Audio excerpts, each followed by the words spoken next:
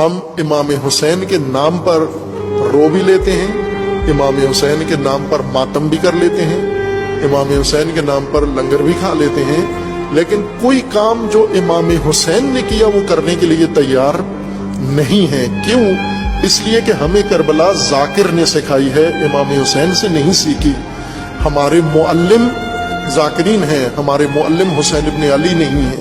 اور پھر ہم تعظیم محرم میں وہ کام کرتے ہیں جو امام حسین نے نہیں کیے۔ امام حسین علیہ السلام کے اوپر، امام حسین علیہ السلام کے ساتھ دشمنوں نے جو کام کیے وہ ہم نے سنت حسینی بنا لی۔ وہ ایک ایک چیز ہم نے باقاعدہ ترتیب کے ساتھ اس کو کربلا کی اور محرم کی رسمیں بنا لیا ہے۔ کیوں؟ کہ امام حسین علیہ السلام کے ساتھ یہ کچھ ہوا۔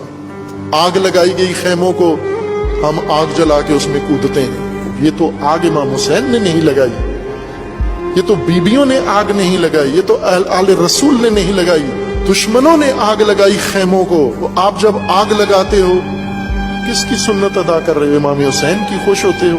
امام حسین پہ خنجر چلے، امام حسین پہ تلواریں چلی، امام حسین پہ نیزے چلے، یہ تو نیزے اور تلواریں یہ امام حسین کی سنت نہیں ہے۔ جو امام حسین نے کیا وہ کر کے دکھاؤ، حسینی بنو، پہلا قدم اٹھاؤ، انکار کرو، اپنے زمانے کے یزید کا انکار کرو۔